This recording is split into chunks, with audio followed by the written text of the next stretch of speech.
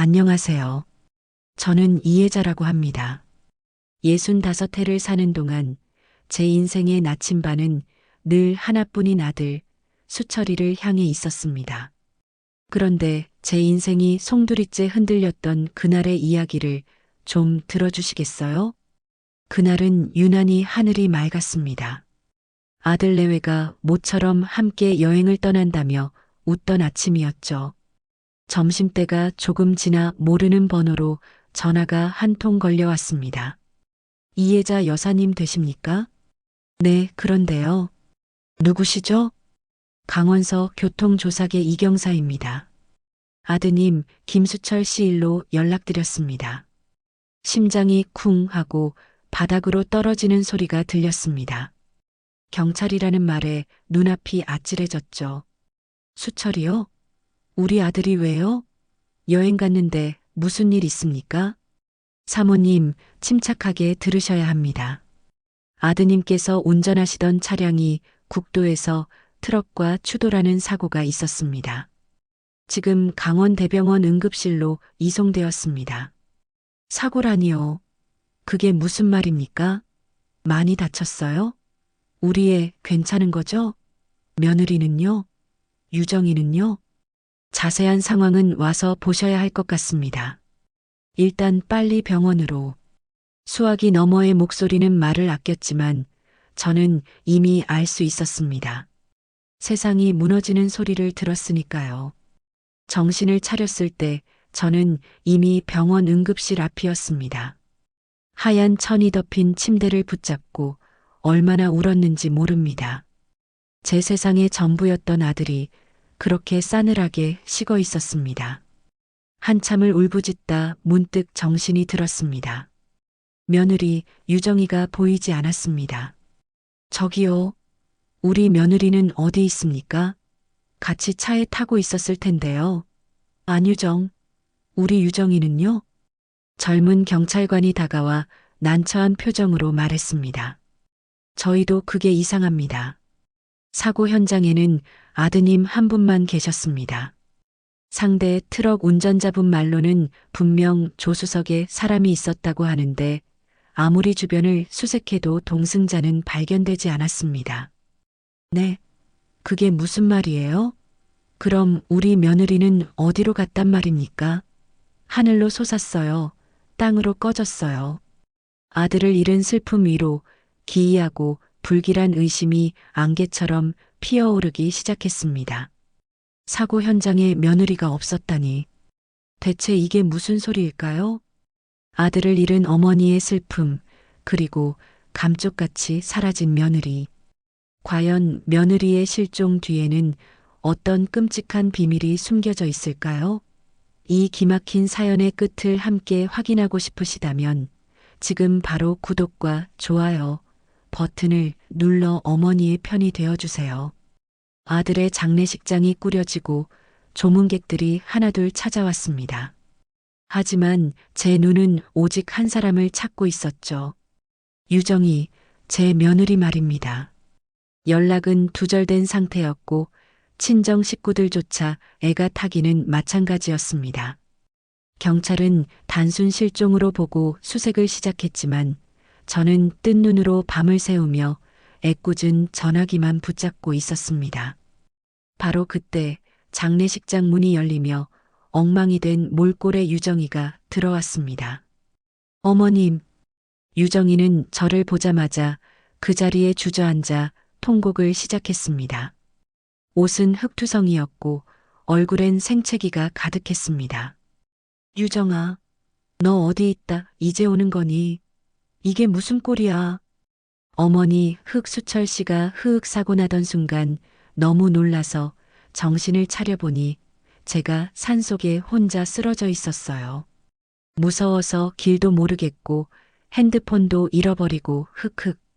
제가 어떻게든 수철 씨를 구했어야 했는데 저 때문에 제가 같이 있었어야 했는데 유정이는 말을 잇지 못하고 오열했습니다.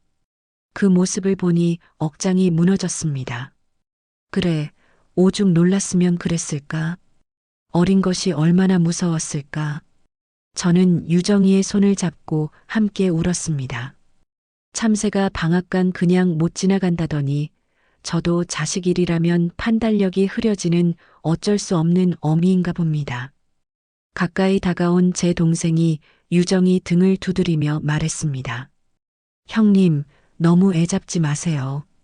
새아가도 지금 제정신이 아닐 거예요. 산에서 혼자 얼마나 무서웠겠어요. 알아, 동생아, 내 속이 아니라서 그렇지. 그렇게 유정이를 부추겨 자리에 앉혔습니다. 그런데 이상했습니다. 유정이는 슬피 울고 있었지만 그 눈물에서 어쩐지 아들을 잃은 슬픔이 느껴지지 않았습니다. 뭐랄까, 마치 잘 짜인 연극을 보는 듯한 이질감. 그 미세한 불길함이 제 등골을 서늘하게 스쳤지만 저는 애써 고개를 저었습니다. 아닐 거야. 내가 지금 제정신이 아니라서 그런 걸 거야. 장례 절차가 모두 끝나고 경찰서에서 아들의 유품을 찾아왔습니다. 해진 지갑, 낡은 손목시계, 그리고 여행 가기 직전 새로 산 태블릿 PC. 경찰관은 제게 서류 몇 장을 내밀며 말했습니다. 어머님, 사고 차량에서 블랙박스를 수거했지만 심한 충격으로 메모리 카드가 파손되어 영상 복구가 불가능합니다. 그래서 이번 사고는 상대 트럭 운전자의 전방 주시 태만으로 잠정 결론 내렸습니다. 복구가 안 된다고요? 네, 안타깝게 됐습니다. 가의 운전자도 잘못을 모두 인정했으니 보험 처리나 합의는 원만하게 진행될 겁니다. 그 말을 들으니 가슴 한구석이 탁 막히는 기분이었습니다. 집으로 돌아와 멍하니 앉아 있는데 문득 아들의 태블릿 PC가 눈에 들어왔습니다. 혹시나 하는 마음에 전원을 켜자 다행히 작동이 되더군요.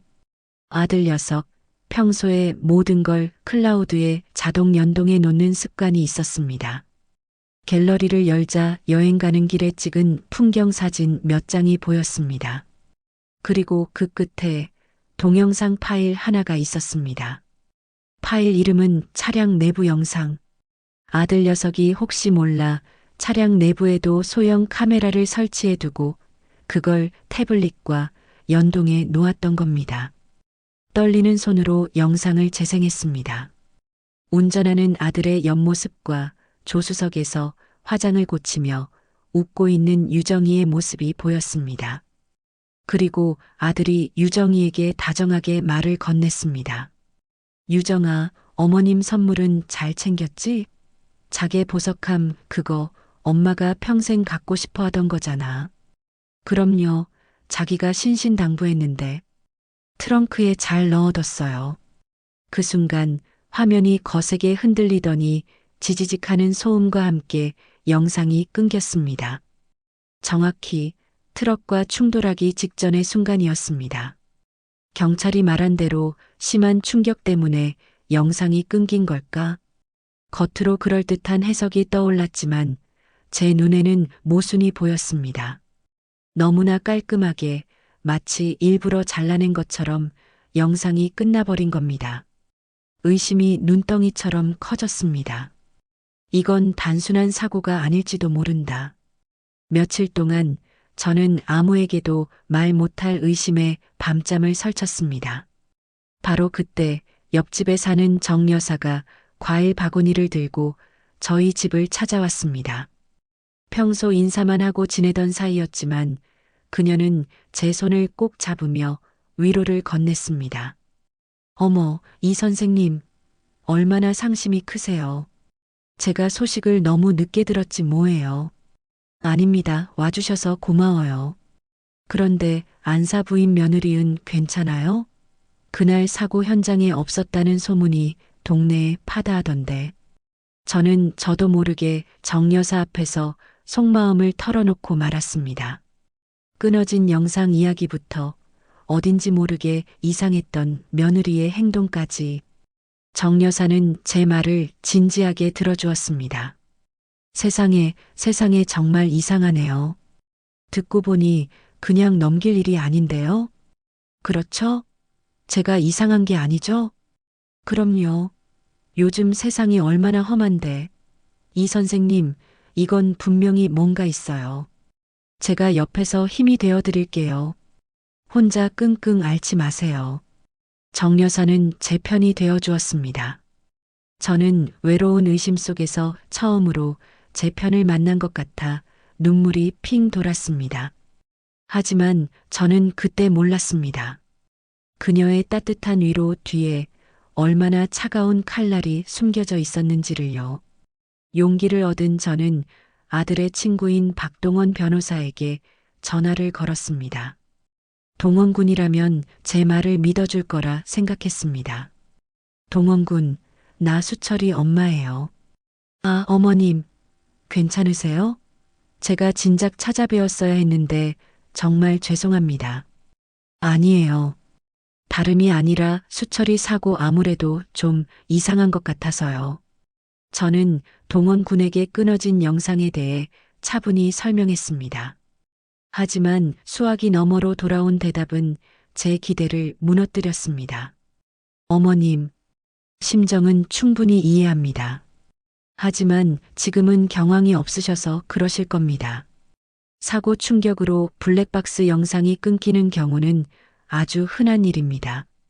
일단 장례부터 잘 치르시고 마음을 추스르시는 게 먼저입니다. 경황이 없어서 그러실 거다라는 말이 제 귀를 때렸습니다. 저는 실망감에 전화를 끊고 멍하니 앉아 있었습니다. 그때 정 여사가 다시 찾아왔습니다. 어머, 이 선생님, 표정이 왜 이렇게 안 좋으세요? 정 여사 아무도 내 말을 안 믿어줘요. 방금 변호사한테 전화했는데 나를 그냥 늙은이의 망상으로 취급하네요. 저런 그 변호사라는 사람, 뭘 잘 모르네요. 이 선생님 기운 내세요.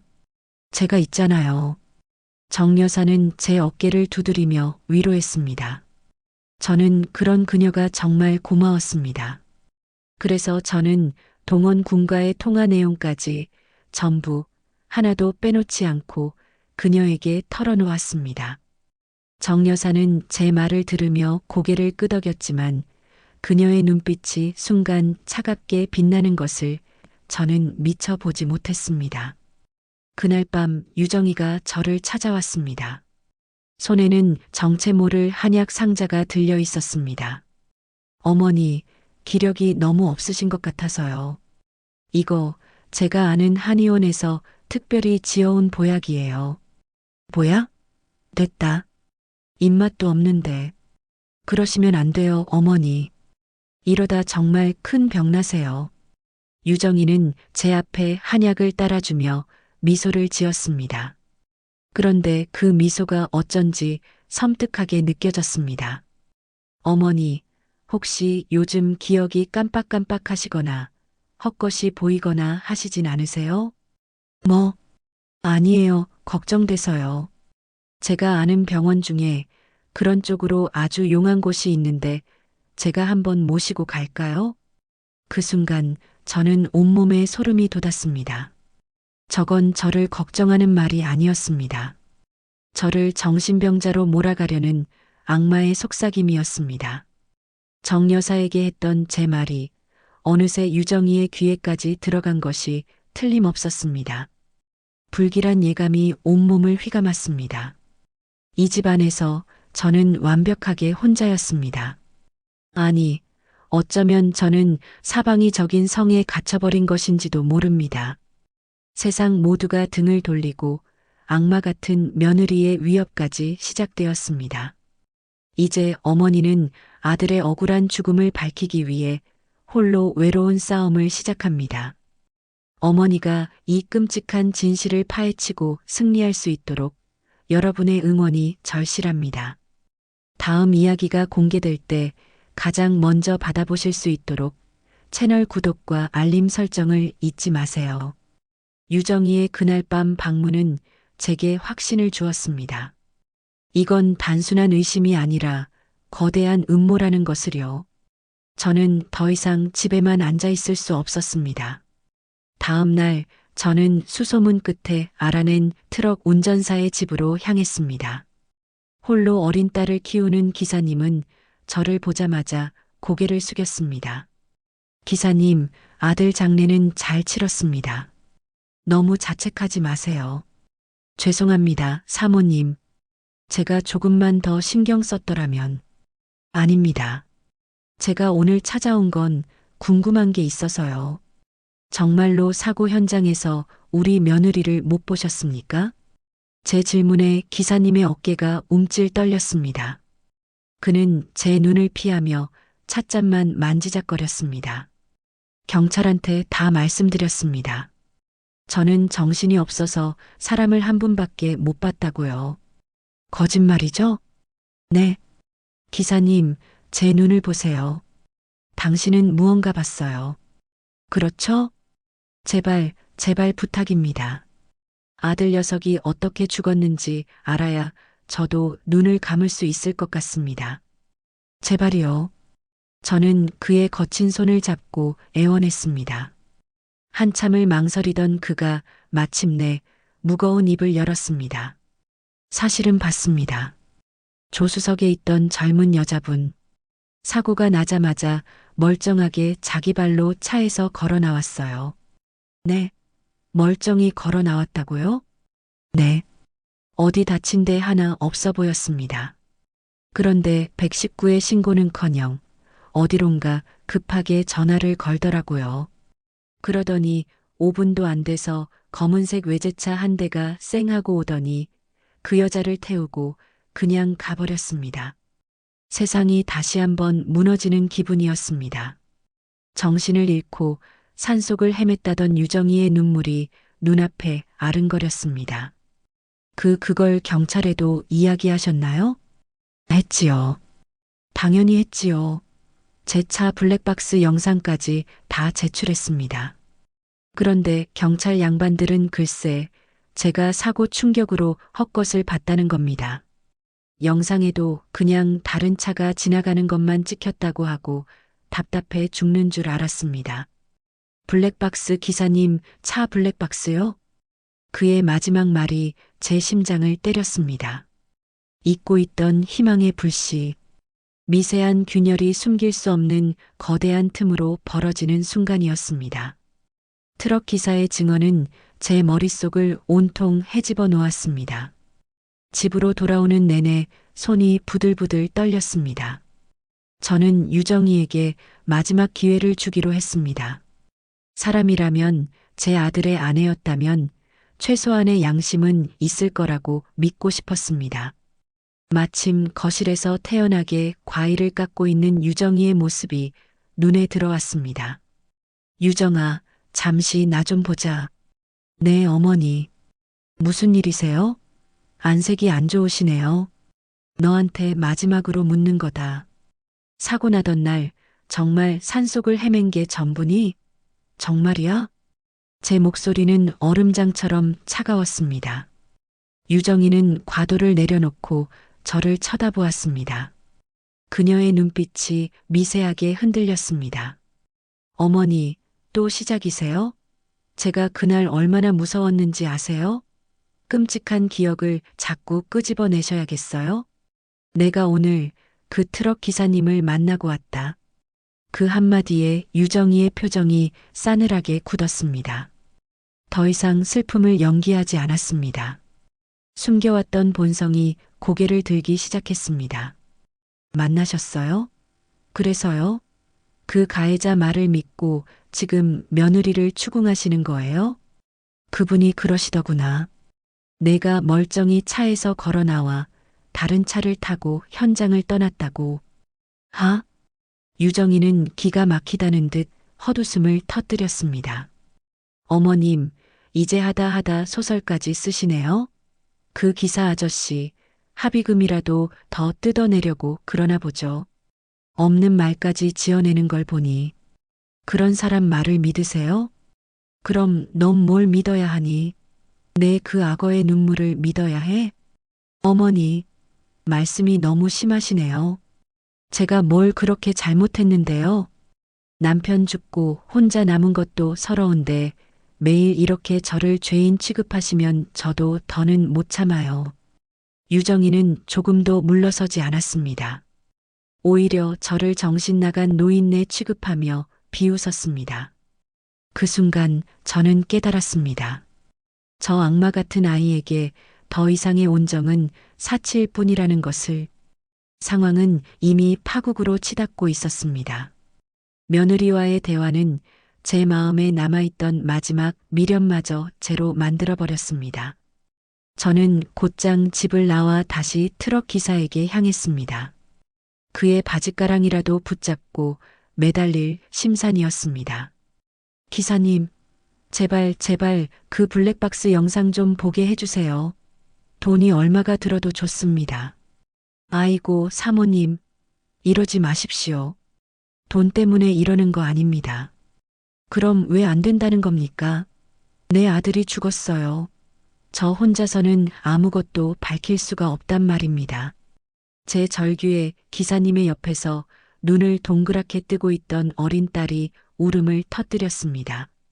그 모습을 본 기사님은 깊은 한숨을 내쉬며 저를 일으켜 세웠습니다. 알겠습니다. 어차피 경찰도 거들떠보지 않는 영상, 사모님이라도 보셔야지요. 대신 이걸로 저까지 피곤해지는 일은 없게 해주십시오. 저도 먹고 살아야 할 딸이 있는 몸입니다. 그는 떨리는 제 손에 작은 USB 하나를 쥐어주었습니다. 저는 그것을 부서질세라 품에 안고 집으로 달려왔습니다. 방문을 걸어 잠그고 숨겨두었던 아들의 태블릿 PC에 USB를 꽂았습니다. 심장이 미친 듯이 뛰었습니다. 클릭 소리와 함께 판도라의 상자가 열렸습니다. 영상은 처참한 사고 현장을 비추고 있었습니다. 그리고 제 눈을 의심했습니다. 찌그러진 아들의 차에서 유정이가 아무렇지 않게 걸어 나왔습니다. 이마에 작은 생채기를 손으로 쓱 닦아낼 뿐 어디 하나 불편한 곳이 없어 보였습니다. 그녀는 쓰러진 아들은 돌아보지도 않은 채 핸드폰을 꺼내 누군가에게 전화를 걸었습니다. 잠시 후 그 검은색 외제차가 도착했습니다. 차에서 내린 낯선 남자와 유정이는 아주 자연스럽게 입을 맞췄습니다. 그리고 마지막 차에 오르기 전 유정이는 아들이 타고 있는 찌그러진 차를 돌아보았습니다. 그녀의 입가에 맺힌 것은 슬픔이 아니었습니다. 경멸과 안도감, 그리고 잔인한 미소가 뒤섞인 제가 평생 한 번도 본 적 없는 악마의 얼굴이었습니다. 아, 저는 입을 틀어막았지만 비명 같은 신음이 터져 나오는 것을 막을 수 없었습니다. 온몸의 피가 차갑게 식어버렸습니다.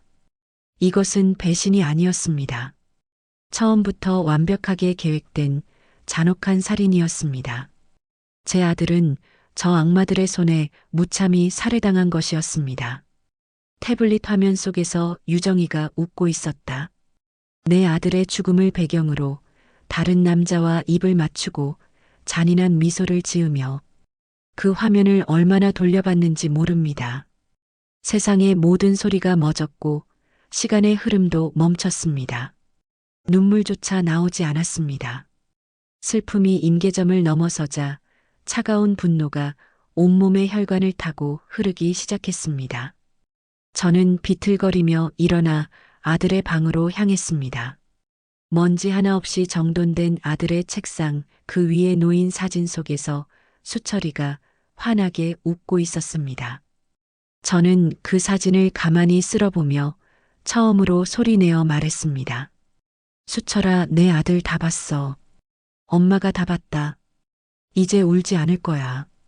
내 앞에서 2번 다시 약한 모습 보이지 않을 거야. 그러니 너도 하늘에서 똑똑히 지켜봐야 한다. 이 어미가 저 악마들을 어떻게 심판하는지. 저는 아들의 사진을 품에 안고 거실로 나왔습니다. 그리고 미친 사람처럼 집안의 모든 창문을 활짝 열었습니다. 집 안가득 고여있던 슬픔의 공기를 몰아내고 차가운 복수의 바람을 맞이하기 위함이었습니다. 저는 아들의 옷가지를 정리하고 책을 정리하기 시작했습니다. 이것은 단순한 유품 정리가 아니었습니다. 연약했던 과거의 이해자를 지워내고 아들의 복수를 집행할 단단한 사람으로 다시 태어나는 각성의식이었습니다. 이건 유정이가 사준 넥타이. 가증스러운 것. 이것도 저 여자가 골라준 셔츠. 저는 며느리의 흔적이 묻은 물건들을 모조리 검은 비닐봉지에 담았습니다. 더 이상 이 집안에 악마의 흔적을 남겨둘 수는 없었습니다. 그래, 깨끗하게 다 치워버리자.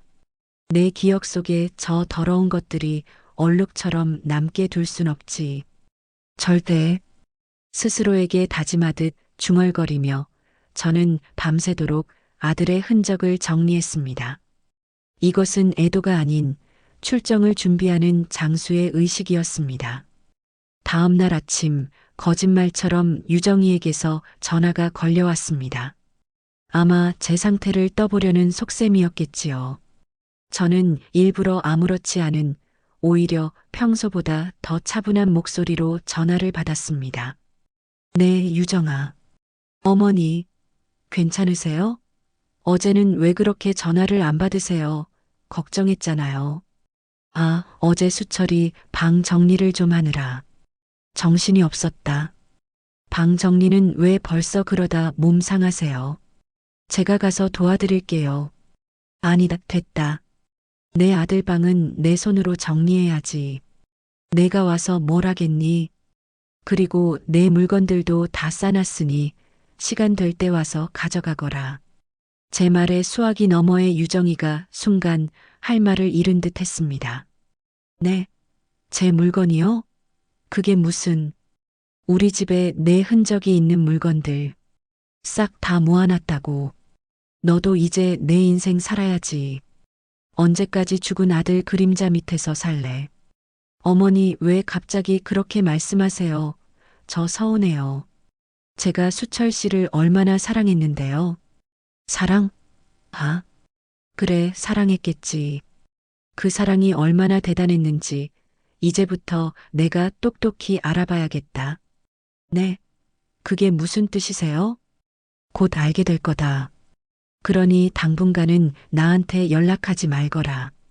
나도 생각이란 걸 좀 해야 하니. 저는 유정이의 말이 끝나기도 전에 전화를 끊어버렸습니다. 아마 지금쯤 당황해서 어쩔 줄을 모르고 있겠지요. 좋습니다. 불안에 떨게 하라. 공포에 질리게 하라. 아직 게임은 시작도 되지 않았으니까요. 악마를 잡으려면 나 또한 기꺼이 악마가 되어야 합니다. 며느리와의 통화 후 저는 가장 좋은 옷으로 갈아입었습니다. 슬픔에 잠긴 초라한 늙은이가 아닌 의뢰인으로서 당당하게 보이고 싶었습니다. 그리고 곧장 박동원 변호사의 사무실이 있는 법원 앞으로 향했습니다. 며칠 전 저를 망상에 빠진 노인 취급했던 그의 목소리가 귓가에 맴돌았지만 이제는 두렵지 않았습니다. 제 손에는 그 누구도 반박할 수 없는 진실이 들려 있었으니까요. 비서의 안내를 받아 사무실 문을 열자 동원군이 놀란 표정으로 저를 맞았습니다. 어머님, 어쩐 일이세요? 연락도 없이. 이야기가 길어질 것 같네. 차 한 잔 내주겠나? 아, 네. 물론이죠. 앉으세요, 어머님. 무슨 일 있으세요? 혹시 보험금 문제 때문에. 그는 여전히 저를 보호해야 할 친구의 어머니 정도로 생각하는 듯 했습니다. 저는 그의 말을 가만히 끊었습니다. 박 변호사. 네, 어머님?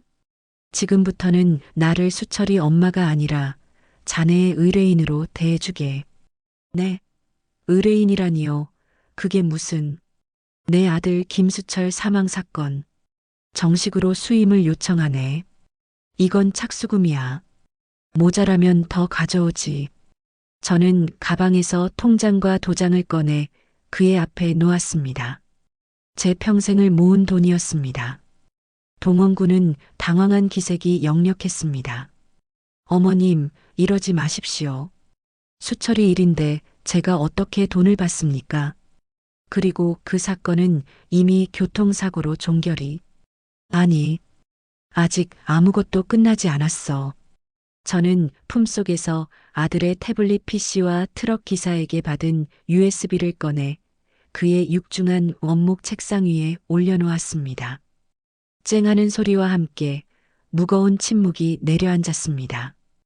이걸 보고도 자네가 그 말을 할 수 있는지 직접 판단해보게. 그리고 나서 결정해도 늦지 않아. 이 사건 맡을 건지 말 건지. 박동원 변호사는 의심과 혼란이 뒤섞인 눈으로 저와 태블릿 PC를 번갈아 쳐다봤습니다. 그는 여전히 제가 슬픔 때문에 이성을 잃었다고 생각하는 듯 했습니다. 하지만 의뢰인의 요구를 거절할 수는 없었는지 마지못해 USB를 노트북에 꽂았습니다. 어머님, 제가 이걸 본다고 뭐가 달라질까요? 어머님께서 마음을 강하게 먹으셔야. 조용히 하고 영상에나 집중해. 네. 그는 마지못해 재생 버튼을 눌렀습니다. 사무실에는 처참한 사고 현장의 소음만이 가득 찼습니다. 유정이가 멀쩡하게 걸어 나오고 태연하게 전화를 걸고 검은 외제차가 도착하고 낯선 남자와 입을 맞추는 장면까지 동원군의 입이 서서히 벌어지기 시작했습니다. 그리고 마침내 유정이가 아들의 차를 돌아보며 그 잔인한 미소를 짓는 마지막 순간, 이게 동원군의 손에서 마우스가 떨어졌습니다. 그의 얼굴은 하얗게 질려 있었습니다. 친구의 아내가 친구의 죽음 앞에서 저런 표정을 지었다는 것을 도저히 믿을 수 없다는 충격과 분노.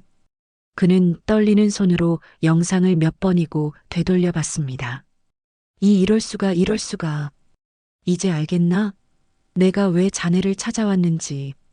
어머님, 이건 단순한 뺑소니가 아닙니다. 이건 살인이야. 내 아들은 사고로 죽은 게 아니라 저것들에게 살해당한 거야. 제 말에 동원군은 고개를 번쩍 들었습니다. 그의 눈빛은 더 이상 친구 어머니를 안쓰럽게 바라보던 연민의 눈빛이 아니었습니다. 친구의 억울한 죽음을 목격한 한 남자의, 그리고 진실을 마주한 변호사의 날카로운 분노가 서려 있었습니다. 그는 완전히 다른 사람이 되어 있었습니다. 동원군은 한참 동안 말을 잇지 못하고 영상을 노려보았습니다. 그러다 그는 영상 속 남자의 얼굴을 확대하더니 낮은 목소리로 욕설을 의조렸습니다. 강민준 저 개자식이, 저 자식이 왜 저기서 나와? 누구 아는 사람인가? 아는 사람 정도가 아닙니다. 어머님. 저 자식 10년 전 저희 아버님 공장에 투자 사기를 치고 회사를 부도나게 만든 놈입니다. 뭐라고? 그 충격으로 아버님은 아직도 병상에 누워 계십니다. 제 인생을 망가뜨린 원수입니다. 그런데 감히 내 친구 수철이까지. 동원군은 주먹을 불끈 쥐었습니다. 그의 눈에는 눈물이 그렁그렁 맺혀 있었습니다. 죄송합니다, 어머님. 제가 어머님 말씀을 끝까지 믿어드렸어야 했는데 정말 죄송합니다. 됐네. 자네라도 이렇게 알아주니 그걸로 됐어. 어머님, 이 사건 제가 맡겠습니다. 아니, 제가 맡아야만 합니다. 이건 더 이상 단순한 변호가 아닙니다. 제 친구 수철이와 제 아버지를 위한 저의 싸움이기도 합니다. 친구의 복수와 아들의 복수, 두 개의 복수가 하나로 합쳐지는 순간이었습니다. 연약한 어머니와 냉철한 변호사, 우리의 복수 연대는 그렇게 시작되었습니다. 우리는 그날 밤늦게까지 사무실에 남아 앞으로의 계획을 세웠습니다. 우리의 첫 번째 목표는 그들의 범행 공모를 입증할 목소리 증거를 잡아내는 것이었습니다. 강민주는 이미 제 지인이 미행하고 있습니다. 지금 두 사람은 극도로 예민해져 있을 겁니다. 우리가 먼저 덫을 놓아야 합니다. 제가 사람을 시켜 안유정의 차에 소형 녹음 장치를 설치하겠습니다. 녹음? 네.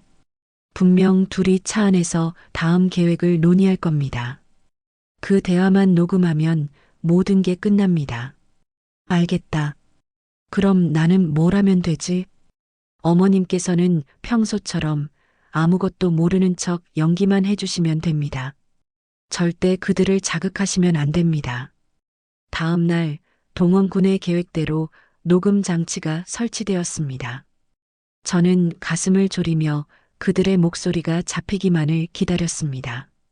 하지만 이틀이 지나도록 녹음된 것은 평범한 라디오 소리뿐이었습니다.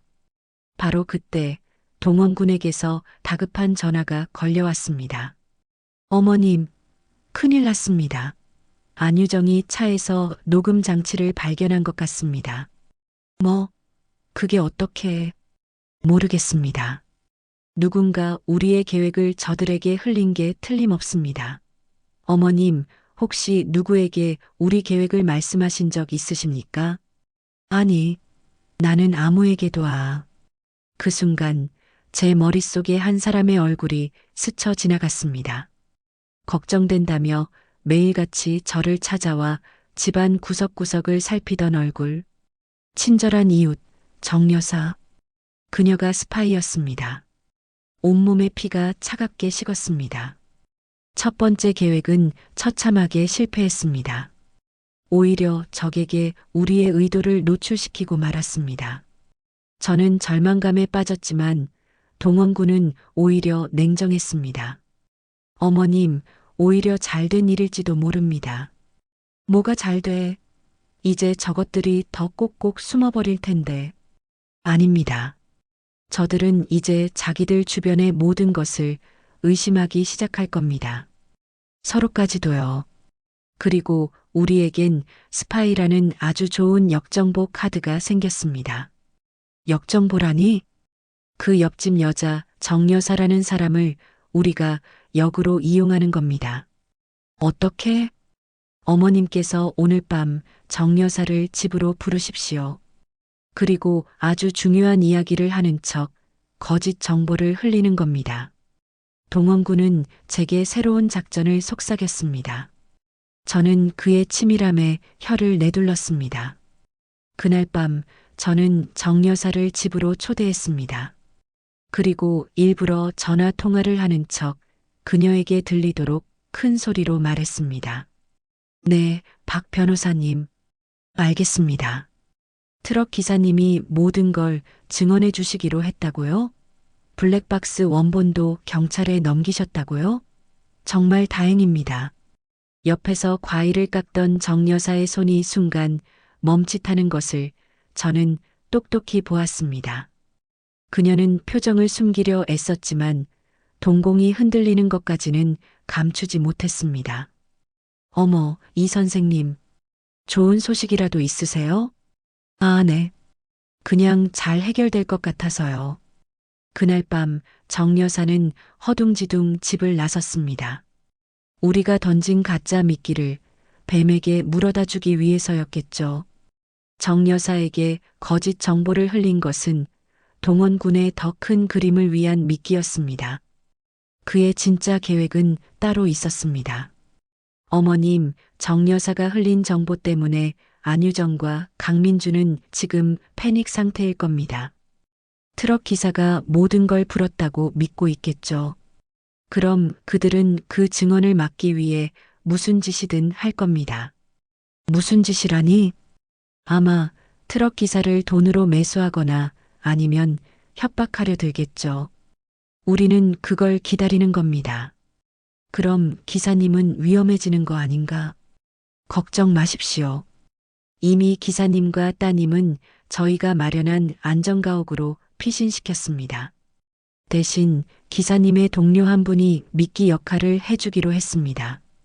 이제 곧 강민준 쪽에서 그 가짜 기사님에게 접촉해 올 겁니다. 모든 대화는 녹음될 거고요. 모든 것이 동원군의 손바닥 위에서 움직이고 있었습니다. 며칠 뒤 동원군이 흥분된 목소리로 전화를 걸어왔습니다. 어머님, 물었습니다. 강민준이 드디어 움직였습니다. 뭐라고? 방금 저희 쪽 미끼분에게 연락해서 거액의 돈을 줄 테니 법정에서 거짓 증언을 해달라고 부탁했다고 합니다. 증인을 매수하려고 한 거군. 네. 이건 살인 공모에 이어 명백한 증거 인멸 시도입니다. 절대로 빠져나갈 수 없습니다. 저는 수화기를 붙잡고 떨리는 숨을 내쉬었습니다. 실패는 성공의 어머니라 했던가요? 첫 번째 실패가 우리에게 더 완벽한 덫을 놓을 기회를 준 셈이었습니다. 강민준이 증인 매수를 시도했다는 녹취 파일. 그것은 우리에게 아주 중요한 무기가 되었습니다. 저는 다시 한번 동원군의 사무실을 찾았습니다. 그의 얼굴은 그 어느 때보다 자신감에 차 있었습니다. 어머님, 이제 모든 퍼즐이 맞춰졌습니다. 안유정과 강민준은 내연 관계였고 수십억의 빚을 진 강민준과 돈이 필요했던 안유정의 이해관계가 맞아떨어진 겁니다. 그래서 수철이의 사망보험금을 노리고 사고를 위장한 살인을 계획한 거군. 네. 사고 직전 안유정이 차를 세우게 한 뒤 강민준이 브레이크 오일선을 절단하고 차량 내부 블랙박스 메모리 카드를 빼돌린 것으로 보입니다. 그리고 사고가 나자 안유정은 계획대로 현장을 빠져나가 강민준과 합류한 거고요. 가증스러운 것들. 이제 저들은 서로를 믿지 못할 겁니다. 특히 강민준은 안유정이 모든 걸 자기에게 뒤집어 씌울 거라고 생각하겠죠. 우리는 그 불안감을 파고들어야 합니다. 어떻게? 이제 마지막 연기를 할 시간입니다. 어머님. 뱀 두 마리가 서로를 물어뜯고 자멸하게 만들 마지막 연기 말입니다. 동원군의 눈빛이 서늘하게 빛났습니다. 드디어 반격의 시간이 다가오고 있었습니다. 며칠 후 동원군은 제게 마지막 작전 계획을 알려주었습니다. 그것은 바로 안유정과 강민준 두 사람을 완벽하게 이간질시키는 것이었습니다. 어머님, 지금부터 제 계획을 말씀드리겠습니다. 잘 들으셔야 합니다. 그래, 말해보게. 제가 아는 기자 한 분에게 익명의 제보를 하나 흘렸습니다. 김수철 씨 교통사고의 유력한 용의자로 내연남 강민준이 지목되어 경찰이 비밀리에 재수사에 착수했다고요. 뭐? 안유정의 이름은 빼고? 네. 그게 핵심입니다. 기사에는 오직 강민준의 이름만 오르내리게 하는 겁니다. 안유정은 그 기사를 보고 무슨 생각을 할까요? 강민준이 자기를 배신하고 혼자 살기 위해 모든 걸 자기에게 뒤집어 씌우려 한다고 생각하겠지. 바로 그겁니다. 우리는 안유정이 강민준을 먼저 배신하도록 만드는 겁니다. 그게 가능할까? 가능합니다. 공범관계란 모래성 위에 지은 집과 같습니다. 작은 파도에도 쉽게 무너지기 마련이죠. 제가 보험사 쪽에도 이 소문을 흘려 보험금 지급을 잠정 보류하도록 요청했습니다. 돈줄까지 막히면 안유정은 더욱더 강민준을 의심하게 될 겁니다. 저는 동원군의 치밀함에 다시 한번 감탄했습니다. 이제 우리는 그저 굴 속의 뱀들이 서로의 꼬리를 물기 시작하길 기다리면 되었습니다. 동원군의 계획은 정확하게 맞아떨어졌습니다. 바로 다음 날 오후 동원군에게서 연락이 왔습니다. 그의 목소리는 흥분에 차 있었습니다. 어머님, 미끼를 물었습니다. 안유정이 저희 쪽 로펌에 먼저 연락을 해왔습니다. 뭐라고? 강민준의 모든 범행을 자백하고 자신은 협박에 못 이겨 어쩔 수 없이 가담한 피해자라고 주장하며 선처를 구하고 싶다고요. 하? 저 여우 같은 년. 그래서 제가 만나기로 했습니다. 물론 모든 대화는 녹음될 거고요. 이제 정말 끝이 보입니다. 어머님. 며칠 뒤 동원군은 안유정과의 상담 내용을 녹음한 파일을 들려주었습니다. 그 안에는 안유정이 모든 죄를 강민준에게 뒤집어 씌우는 가증스러운 목소리가 담겨 있었습니다. 변호사님, 저는 정말 몰랐어요. 그 사람이 수철 씨 브레이크를 고장 낼 줄은 흑흑. 저는 그냥 수철 씨와 헤어지고 싶다고만 했는데 그 사람이 멋대로 저는 협박을 당했어요. 살인을 공모한 증거. 저희가 그토록 찾아 헤매던 악마의 목소리였습니다. 저는 떨리는 손으로 책상을 붙잡았습니다. 동원군 들었나? 저것들이 이제 서로를 물어뜯기 시작했어. 네, 어머님. 이제 모든 증거가 모였습니다. 이 녹음 파일만 있으면 저들은 두 번 다시 빠져나갈 수 없습니다. 장하다 정말 장해, 동원군. 이제 마지막 한 단계만 남았습니다. 저들이 법정에서 서로의 추악한 모습을 폭로하며 자멸하도록 쐐기를 박아야 합니다. 마지막 쐐기. 그 역할은 바로 저의 몫이었습니다. 안유정이 저희에게 연락했다는 사실을 알게 된 강민주는 극도의 불안감에 휩싸였습니다. 그는 제게 전화를 걸어왔습니다. 아마 제가 무언가 알고 있는지 떠보려는 마지막 발악이었겠지요. 어머님, 저 수철이 친구 강민준입니다. 기억하시죠? 그래. 기억하고 말고. 무슨 일인데? 다름이 아니라 요즘 유정이가 좀 이상해서요. 혹시 어머님께 무슨 이야기 한 거 없습니까? 무슨 이야기? 아닙니다. 그런데 어머님 유정이가 그러던데 어머님께서 사고의 진실을 다 알고 계신다고요. 그래서 자네가 뭘 어쨌으면 좋겠나? 저는 세상에서 가장 차가운 목소리로 되물었습니다. 제 대답에 강민주는 더욱 초조해하는 듯 했습니다. 그게 아니라 저는 유정이가 시키는 대로만 했습니다. 저는 정말입니다. 모든 건 그 여자가 꾸민 짓입니다. 그래, 유정이도 똑같이 말하던데. 자네가 다 시킨 일이라고. 네, 그게 무슨. 둘이 아주 볼만하더구나. 서로 자기만 살겠다고 발버둥 치는 꼴이. 나는 너희 둘 다 용서할 생각이 없다. 법정에서 보자. 마지막 한마디. 그것은 그들의 공범 관계에 박아넣는 마지막 쐐기였습니다. 내 파트너가 이미 너를 배신했다는 서늘한 암시. 수화기 너머에서는 한동안 아무 소리도 들려오지 않았습니다. 강민준의 겁에 질린 숨소리만이 고스란히 전해져 왔습니다. 전화는 그렇게 끊겼습니다.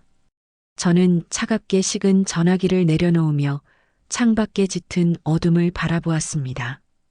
이제 곧 저 어둠 속에서 발버둥 치던 뱀들이 서로를 물어뜯고 자멸하게 될 것입니다. 심판의 날이 바로 코앞으로 다가오고 있었습니다. 모든 증거를 확보한 다음 날 박동원 변호사의 사무실은 전쟁을 앞둔 지휘본부처럼 팽팽한 긴장감이 감돌았다. 화이트보드에는 안유정과 강민준의 관계도와 예상 도주 경로까지 그려져 있었다. 어머님, 이제 모든 증거는 우리 손에 있습니다. 지금 당장 경찰에 넘기면 저 둘을 긴급 체포할 수 있습니다. 아니, 그렇게 싱겁게 끝낼 순 없어. 네, 저것들이 내 아들에게 무슨 짓을 했는지 법정에서 온 세상 사람들이 보는 앞에서 스스로 실토하게 만들어야 해. 차가운 쇠창살 안에서 저희들끼리 낄낄대며 형량을 계산하게 둘 순 없어. 세상의 모든 손가락이 저것들을 향하게 만들어야 해. 내 단호한 말에 동원군은 잠시 나를 바라보더니 이내 결심이 선 듯 고개를 끄덕였다. 알겠습니다. 어머님의 뜻이 그렇다면 그렇게 무대를 만들어야죠. 대한민국에서 가장 완벽한 심판의 무대로요. 방법이 있나? 네. 국민참여재판을 신청할 겁니다. 국민참여재판? 네. 배심원들이 지켜보는 앞에서 저들의 위선을 하나하나 벗겨내는 겁니다. 법리 싸움을 넘어 인간의 양심에 직접 호소하는 거죠. 저들이 얼마나 잔인하고 파렴치한지 법복을 입은 판사뿐만 아니라 평범한 시민들이 직접 보고 판단하게 만드는 겁니다. 그게 어머님께서 원하시는 가장 완벽한 공개적 망신이 될 겁니다. 좋아. 그걸로 하게. 그렇게 되면 이제부터 어머님과 저는 다시 한번 완벽한 연기를 해야 합니다.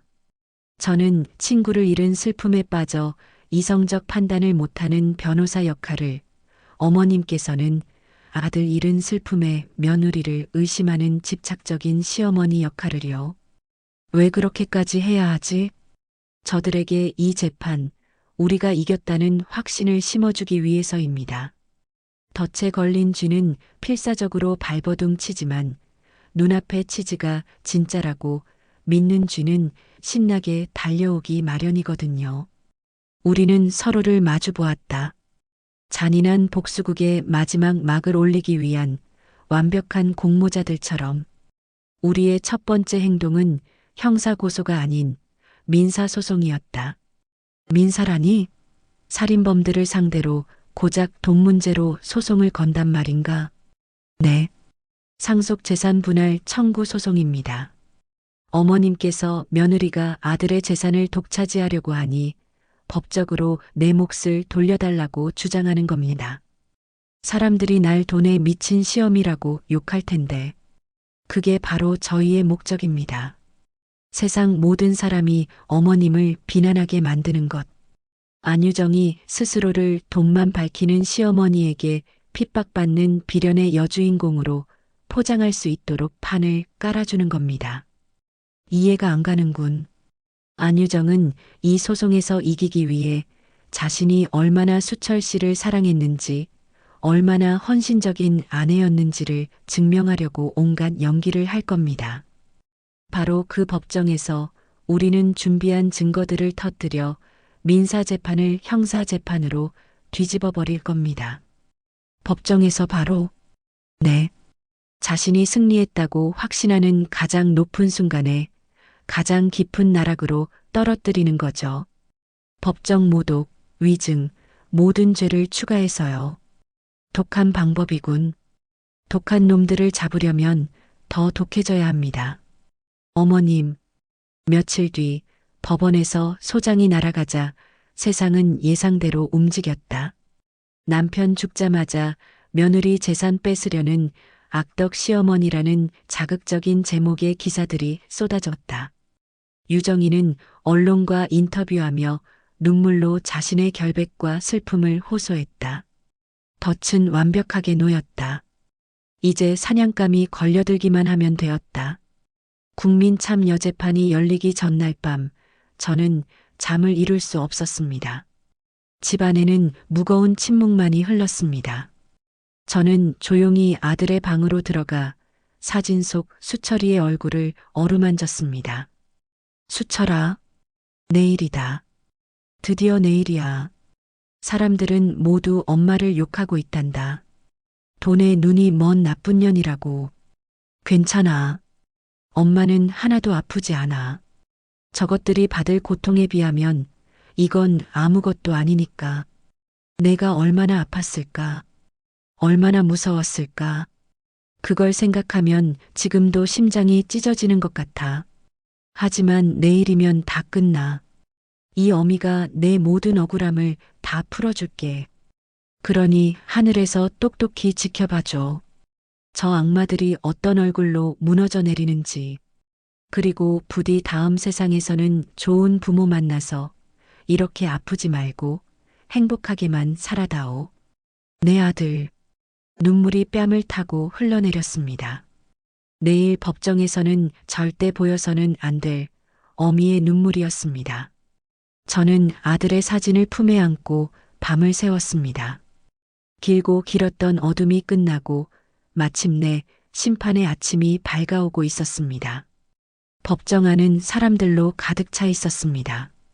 배심원들은 굳은 얼굴로 앉아 있었고 방청석에서는 수군거리는 소리가 끊이지 않았습니다. 잠시 후 법정 문이 열리고 피고인석으로 안유정이 걸어 들어왔습니다. 그녀는 머리부터 발끝까지 검은 상복 차림이었습니다. 금방이라도 쓰러질 것처럼 연약한 걸음걸이, 손수건으로 눈가를 찍어내는 모습은 영락없는 비극의 여주인공이었습니다. 방청석에서는 동정의 탄성이 터져 나왔습니다. 어머, 저렇게 가여워서 어째. 시어머니가 정말 독하네. 저런 애를 상대로 재산 싸움을. 안유정의 변호사가 먼저 입을 열었습니다. 그는 유창한 말솜씨로 배심원들의 감성에 호소했습니다. 존경하는 재판장님, 그리고 배심원 여러분. 지금 피고인석에 앉아 있는 저 여인은 한순간에 사랑하는 남편을 잃은 비통한 미망인입니다. 하지만 그녀의 슬픔이 채 가시기도 전에 시어머니라는 이름의 또 다른 가해자는 그녀에게서 남편의 마지막 흔적마저 빼앗으려 하고 있습니다. 이것은 법의 이름을 빌린 잔인한 폭력입니다. 안유정은 변호사의 말에 맞춰 어깨를 들썩이며 흐느꼈습니다. 완벽한 연기였습니다. 저는 그저 입을 굳게 다문 채 차가운 눈으로 그 광경을 지켜볼 뿐이었습니다. 안유정 측 변호사는 준비한 자료들을 제시하며 그녀가 얼마나 헌신적인 아내였는지를 증명하기 시작했습니다. 배심원 여러분, 이것은 피고인 안유정 씨가 남편 김수철 씨를 위해 매일 아침 차렸던 식단의 사진입니다. 이것은 그녀가 남편의 건강을 위해 직접 만든 건강즙 레시피입니다. 그리고 이것은 남편의 생일날 그녀가 서툰 솜씨로 직접 뜬 목도리입니다. 법정은 완전히 안유정의 편으로 넘어가는 듯 했습니다. 그녀의 변호사는 저를 향해 날카로운 질문을 던졌습니다. 원고 이혜자 씨, 원고께서는 며느리인 피고가 아들의 재산을 노리고 계획적으로 접근했다고 주장하셨지요? 그렇소. 그 근거는 무엇인 마이너스? 근거는 지금부터 제 변호인이 보여줄 겁니다. 저는 그의 말을 끊고 동원군을 바라보았습니다. 안유정 측 변호사는 어이가 없다는 듯 코웃음을 쳤습니다. 재판장님, 원고 측의 저 태도를 보십시오. 저것이 바로 피고가 그동안 당해왔던 모욕과 멸시의 증거입니다. 모든 것이 그들의 계획대로 흘러가고 있었습니다. 안유정의 입가에 스친 미세한 승리의 미소를 저는 놓치지 않았습니다. 그래, 더 웃어라. 더 높이 올라가거라. 추락은 가장 높은 곳에서 시작되는 법이니까. 마침내 안유정이 증인석에 섰습니다. 그녀는 오른손을 들고 떨리는 목소리로 선서했습니다. 변호사의 질문에 그녀는 준비된 비극을 읊기 시작했습니다. 피고는 남편 김수철 씨를 언제 처음 만나셨습니까? 대학교 1학년 때 동아리에서 처음 만났습니다. 수철 씨는 그때부터 제 전부였습니다. 결혼 생활은 어떠셨습니까? 정말 행복했습니다. 비록 어머님께서 절 많이 미워하셨지만 그래도 수철 씨 하나만 보고 버텼습니다. 그런데 하늘도 무심하시지 흑. 안유정은 말을 잇지 못하고 눈물을 쏟아냈습니다. 배심원석에서는 안타까운 한숨이 터져 나왔습니다. 사고 당일 마지막으로 남편에게 했던 말을 기억하십니까? 그럼요, 똑똑히 기억합니다. 제가 운전하기 피곤하지 않냐고, 졸리면 꼭 쉬었다 가라고. 그게 우리 수철 씨한테 제가 해준 마지막 말이 될 줄은 꿈에도 몰랐습니다. 흑흑. 힘든 기억을 다시 꺼내게 해드려 죄송합니다. 마지막 질문입니다. 지금 시어머니를 상대로 이 재판을 이어가는 심정은 어떠십니까? 저는 어머님을 원망하지 않습니다. 아들을 잃은 슬픔에 잠시 이성을 잃으신 거라고 생각합니다. 제가 더 잘했어야 했는데 어머님 마음을 더 헤아려 드리지 못해서 모든 게 제 탓인 것만 같습니다. 완벽했습니다. 천사가 따로 없었습니다. 방청석의 모두가 그녀의 편이었습니다. 그녀의 오만함은 하늘을 찔렀습니다. 이제 모든 것이 끝났다고, 완벽한 승리라고 확신하는 얼굴이었습니다. 바로 그때 박동원 변호사가 자리에서 일어났습니다. 증인, 지금부터 제 질문에만 간단히 답해 주십시오. 네, 변호사님. 동원군의 목소리는 얼음처럼 차가웠습니다. 증인은 남편 김수철 씨가 사망하기 석 달 전 수익자 본인으로 하여 20억 원의 종신보험에 가입한 사실을 알고 있었습니까? 네. 20억 저는 잘 모르는 일입니다. 수철 씨가 알아서 한 일이라. 잘 모르신다? 하지만 보험 설계사와의 상담에 증인께서 직접 동석하셨고 상품 설명도 함께 들으셨다는 증거가 있습니다.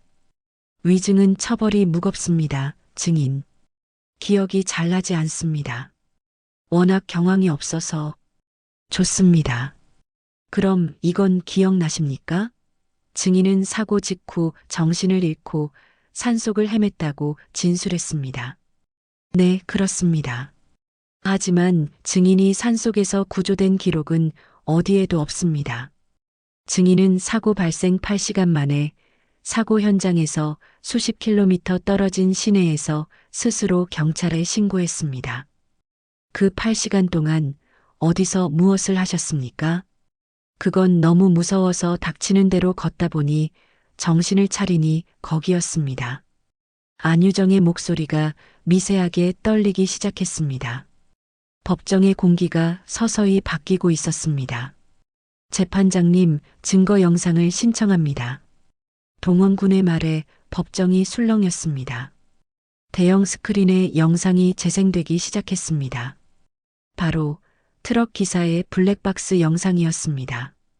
처참한 사고 현장, 그리고 찌그러진 차에서 멀쩡하게 걸어 나오는 안유정의 모습. 저 저건. 안유정의 얼굴이 하얗게 질렸습니다. 배심원들과 방청석은 경악을 금치 못했습니다. 증인, 이게 어찌된 일입니까? 정신을 잃고 쓰러졌다던 사람이 저렇게 멀쩡하게 걸어 나올 수 있습니까? 저건 사고 충격 때문에 저도 모르게 몽유병처럼 그런 겁니다. 몽유병처럼 걷는 사람이 넘어진 남편은 돌아보지도 않고 태연하게 핸드폰으로 통화를 합니까? 누구와 통화했습니까? 증인. 기억나지 않습니다. 그럼 저 검은색 외제차는 무엇입니까? 낯선 남자와 입을 맞추고 그의 차를 타고 현장을 떠났습니다. 저 남자는 누구입니까? 그냥 친절한 시민이 저를 도와주신 겁니다. 네, 도와주신 거예요. 안유정은 비명을 지르듯 외쳤습니다. 그녀의 완벽했던 가면이 처음으로 깨지는 순간이었습니다. 친절한 시민이라고요? 좋습니다. 동원군은 다음 자료를 화면에 띄웠습니다. 강민준의 사진과 그의 모든 신상 정보였습니다. 이 남자 강민준. 증인의 대학 동문이자 10년 전 제 아버지를 파산시킨 사기꾼입니다. 그리고 증인은 남편 김수철 씨의 돈을 빼돌려 이 남자의 빚을 갚아주고 있었습니다. 맞습니까? 아닙니다. 모르는 사람이에요. 모르는 사람과 입을 맞춥니까? 모르는 사람의 차를 타고 남편의 사고 현장에서 도망칩니까? 증인의 계좌에서 강민준의 차명 계좌로 수억 원이 흘러간 내역입니다. 이것도 모르는 일입니까? 동원군이 증거들을 하나씩 터뜨릴 때마다 안유정의 숨통은 서서히 조여졌습니다. 그녀는 더 이상 눈물 연기를 할 수 없었습니다. 공포와 분노가 뒤섞인 얼굴로 저와 동원군을 번갈아 쏘아볼 뿐이었습니다. 아니야. 그녀는 고장난 인형처럼 같은 말만 반복했습니다. 이제 마지막 한 방이 남아 있었습니다. 존경하는 재판장님, 마지막 증거를 제출합니다. 동원군의 목소리가 법정 전체에 울려 퍼졌습니다. 피고인 안유정이 자신의 범행을 자백하며 모든 죄를 공범 강민준에게 뒤집어 씌우는 내용이 담긴 상담 녹음 파일입니다. 안유정의 눈이 절망으로 가득 차는 것을 보았습니다. 스피커에서 그녀가 동원군에게 애원하며 쏟아냈던 가증스러운 목소리가 흘러나왔습니다. 변호사님, 저는 정말 몰랐어요. 그 사람이 수철 씨 브레이크를 고장 낼 줄은 흑흑. 저는 그냥 수철 씨와 헤어지고 싶다고만 했는데 그 사람이 멋대로 저는 협박을 당했어요. 자신의 목소리가 법정에 울려 퍼지자 안유정은 귀를 막고 소리를 질렀습니다. 모든 사람들의 시선이 경악과 혐오로 물들어 그녀에게로 향했습니다. 녹음이 끝나자마자 안유정은 이성을 잃고 비명을 질렀습니다. 그녀의 입에서 그동안 숨겨왔던 추악한 본성이 터져나왔습니다. 아니야. 저건 다 조작된 거야. 저 늙은이가, 저 돈독 오른 늙은이가 전부 다 꾸민 짓이라고. 억울해. 나는 억울해. 그녀는 증인석에서 발버둥 치며 저를 향해 손가락질했습니다. 그래, 내가 그랬다. 어쩔 건데. 평생 아들밖에 모르는 등신 같은 남편이랑 사는 게 얼마나 지겨웠는지 알아. 숨이 막혔다고. 당신 같은 시어머니 모시고 사는 건 더 끔찍했고. 그래서 죽였어. 속이 다 시원하네. 그녀는 스스로 모든 것을 자백했습니다. 완벽한 자멸이었습니다. 배심원들은 고개를 돌렸고 방청석에서는 욕설이 터져나왔습니다.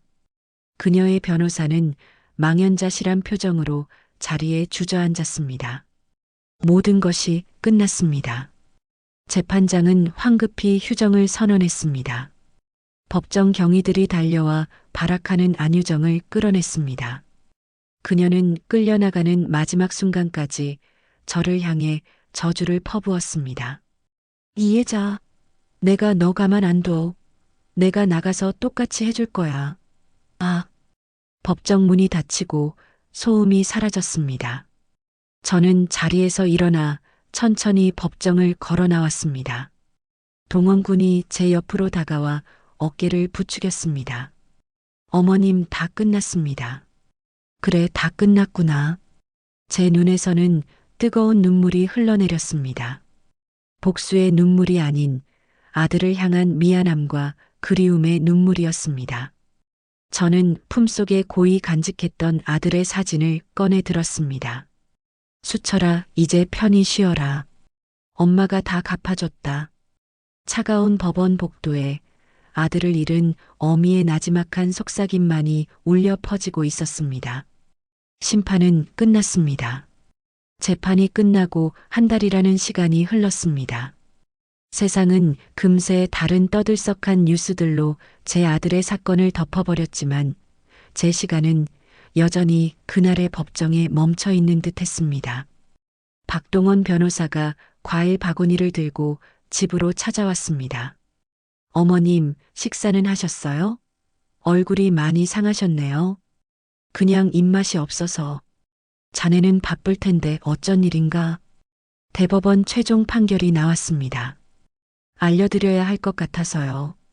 안유정과 강민준, 두 사람 모두 무기징역이 확정됐습니다. 가석방 없는 절대적 종신형을 선고받았습니다. 무기징역? 네. 이제 저들은 평생 감옥에서 죗값을 치르게 될 겁니다. 안유정 명의로 되어 있던 모든 재산은 범죄 수익으로 간주되어 국고로 환수 조치됐고요. 어머님께는 아드님 명의의 순수 상속 재산만 이전될 겁니다. 그래, 그걸로 됐네. 그걸로 됐어. 모든 것이 제자리로 돌아왔습니다. 바로 그때 전화벨이 울렸습니다. 장례식장에서 저를 다그치던 신우이였습니다. 형님, 저예요. 뉴스 봤어요. 제가 정말 죽을 죄를 지었습니다. 그때 형님 말씀 믿어드렸어야 했는데 제가 새아가 그년 말만 믿고 형님 가슴에 대못을 박았어요. 죄송해요, 형님. 형님, 한 번만 용서해 주세요. 제가 찾아뵙고 무릎 꿇고 빌게요. 네. 저는 한참 동안 아무 말도 하지 않았습니다. 용서? 미움? 그런 감정조차 이제는 무의미하게 느껴졌습니다. 이제 와서 그 말이 무슨 소용 있니? 다 지난 일이다.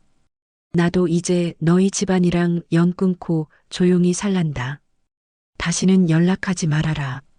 전화를 끊자 동원군이 조심스럽게 물었습니다. 괜찮으세요, 어머님? 그럼, 괜찮고 말고, 이제야 모든 게 정말로 끝난 기분이 드는구나. 저는 앙금처럼 남아있던 마지막 관계의 끈을 제 손으로 잘라냈습니다. 비로소 완전한 자유가 찾아온 기분이었습니다. 며칠 뒤 동원군이 편지 한 통을 들고 다시 저를 찾아왔습니다. 안유정이 교도소에서 보낸 편지였습니다. 동원군은 뜯지 말고 버리라고 했지만 저는 그럴 수 없었습니다. 그 악마의 마지막 발악까지 제 눈으로 확인해야 했습니다. 편지에는 구차한 사죄의 말 대신 또 다른 독이 담겨 있었습니다. 어머님께, 어머님이 이겼다고 생각하시겠죠. 하지만 어머님은 평생 진실을 모른 채 괴로워하실 거예요. 비밀 하나 알려드릴까요? 사실 수철 씨, 제가 다른 남자 만나는 거 다 알고 있었어요. 그래서 스스로 목숨을 끊은 거예요. 어머님 때문에 사는 게 너무 힘들다고 저한테 매일같이 하소연했거든요. 사고 나던 날도 일부러 트럭에 돌진한 거랍니다. 그러니 너무 저만 미워 마세요. 어머님이 당신 아들을 죽인 거니까. 편지를 읽는 순간 숨이 멎는 것 같았습니다. 하지만 그것도 잠시. 저는 이내 헛웃음을 터뜨렸습니다. 예전에 저였다면 이 악독한 거짓말에 심장이 무너져 내렸을 겁니다. 평생을 죄책감 속에서 살았을지도 모릅니다. 하지만 저는 더 이상 약하지 않았습니다. 저는 그 편지를 들고 아들의 유품을 정리하던 상자로 향했습니다.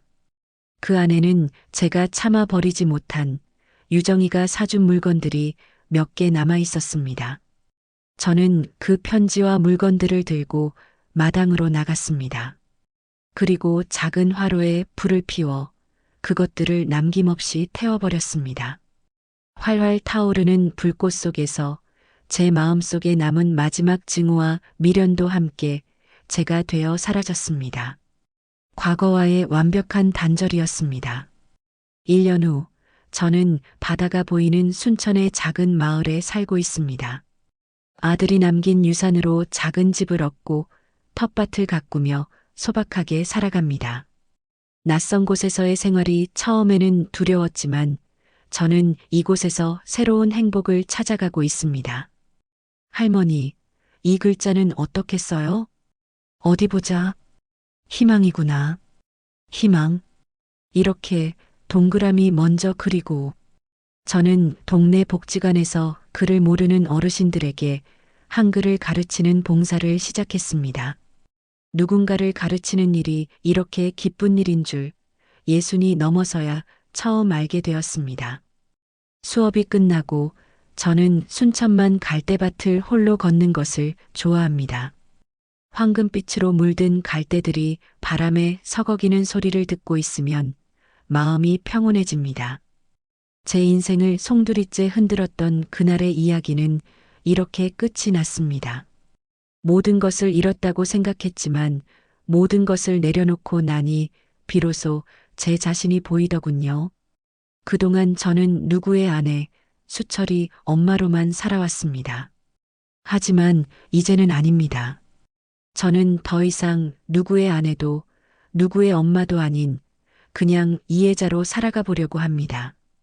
제 이름 석자를 되찾는데 너무나 오랜 시간이 걸렸지만 그래도 좋습니다. 남은 인생은 온전히 저를 위해 웃고 배우고 사랑하며 살아갈 겁니다. 제 이야기가 혹시 세상 어딘가에서 저처럼 홀로 아파하고 있을 모든 어머니들에게 아주 작은 용기라도 되었으면 좋겠습니다.